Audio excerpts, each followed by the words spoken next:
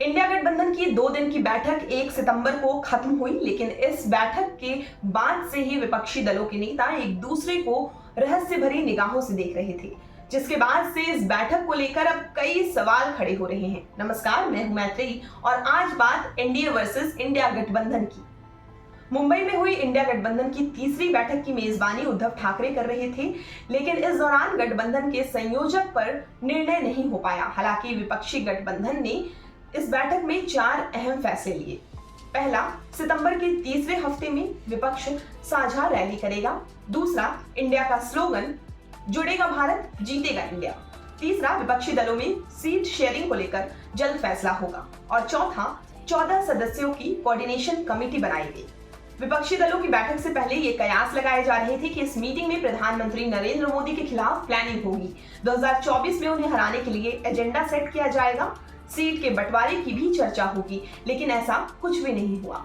जाहिर सी बात है, इंडिया गठबंधन की रणनीति मोदी सरकार और बीजेपी को आगामी लोकसभा चुनाव में हराने की है। ऐसे में आपसी एकजुटता बनाए रखना विपक्ष के लिए एक बड़ा चैलेंज है। इन सबके बीच कुछ ऐसे मुद्दे भी हैं जिन पर आने वाले दिनों में महागठबंधन में टकरार हो सकती है। मसलन पार्टियों की आपसी रसाकसी के बीच सीटों के बंटवारे को लेकर बात बिगड़ सकती है।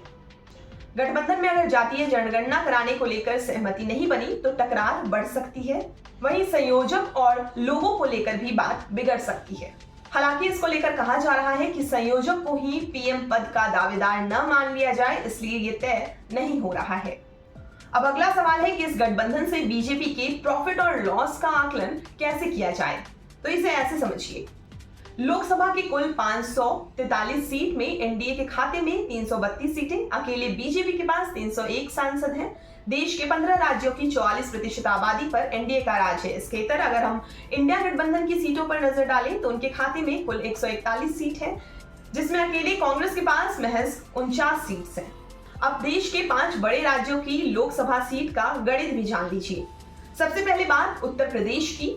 यहाँ लोकसभा की 80 सीटें हैं, जिसमें बीजेपी के पास 64, बीएसपी के पास 9, 3 सीट समाजवादी पार्टी के पास, 2 अपना दल एस और 1 सीट कांग्रेस के पास है। यूपी में बीजेपी कई क्षेत्रीय और अलग अलग जातियों की पार्टी को साधे हुए है। इसके इतर अगर हम विपक्ष की बात करें तो विपक्ष बिखरा हुआ है, जबकि बसपा और एआईएमआईएम ने अलग से चुनाव लड़ने का ऐलान किया है। महाराष्ट्र में लोकसभा की 48 सीटें हैं। बीजेपी और शिवसेना ने मिलकर चुनाव लड़ा था, जिसमें बीजेपी के खाते में 23 और शिवसेना को 18 सीटें मिली थी। यहाँ एनसीपी को 4, कांग्रेस को 1 और एआईएमआईएम को 1 सीट मिली थी। अभी यहाँ एनसीपी और शिवसेना दोनों में ही फूट पड़ गई है। ऐसी स्थिति में यहाँ एनडीए का गठबंधन मजबूत माना जा सकता है। पश्चिम बंगाल में लोकसभा की 42 सीटें हैं। पिछले चुनाव में 22 सीटों पर तृणमूल कांग्रेस और 18 पर भाजपा की जीत हुई थी। बंगाल में 4 बड़े दल हैं, टीएमसी, भाजपा, कांग्रेस और सीपीएम। इसमें 3 दल एक साथ आ गए हैं, जिसकी वजह से विपक्ष यहाँ मजबूत तो हुआ है, लेकिन अभी सीट के बंटवारे को लेकर तीनों के बीच विवाद हो सकता है। बिहार लोकसभा की 40 सीटें हैं।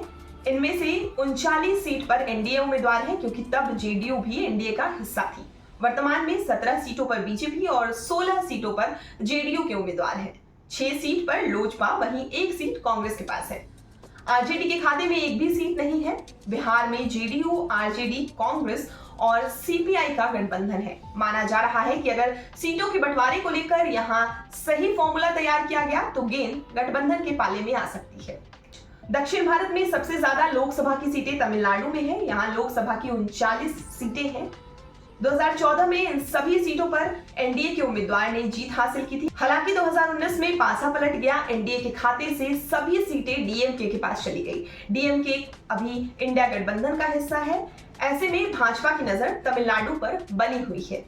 इसके अलावा मध्य प्रदेश, केरल, कर्नाटक, गुजरात, उड़ीसा, राजस्थान ऐसे राज्य हैं जहां हर राज्य में 20 से ज्यादा सीटें हैं। यहाँ पर कांग्रेस को छोड़कर इंडिया गठबंधन के 25 दलों में किसी का प्रभाव नहीं है।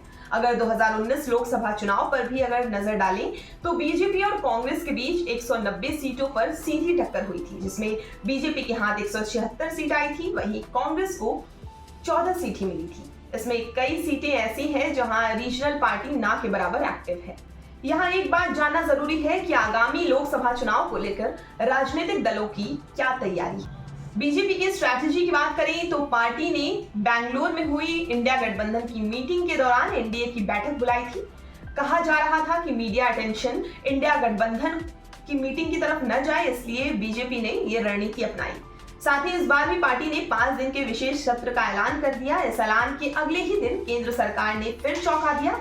एक देश एक चुनाव को मूर्त रूप देने के लिए पूर्व राष्ट्रपति रामनाथ कोविंद की अध्यक्षता में समिति बनाई और पहली बार किसी पूर्व राष्ट्रपति को ऐसी कवायद में शामिल किया गया। ऐसे में सवाल कई हैं, चुनाव से पहले वन नेशन वन इलेक्शन लाकर सरकार करना क्या चाहती है? रामनाथ कोविंद को आगे लाने के पीछे सरकार की मंशा क्या है? इंडिया गठबंधन की मीटिंग के बीच ही सरकार ने ये ट्विस्ट एंड टर्न की पॉलिसी को क्यों अपनाया? इस पर आपकी क्या राय है? हमें कमेंट करके जरूर बताएं। बहुत शुक्रिया।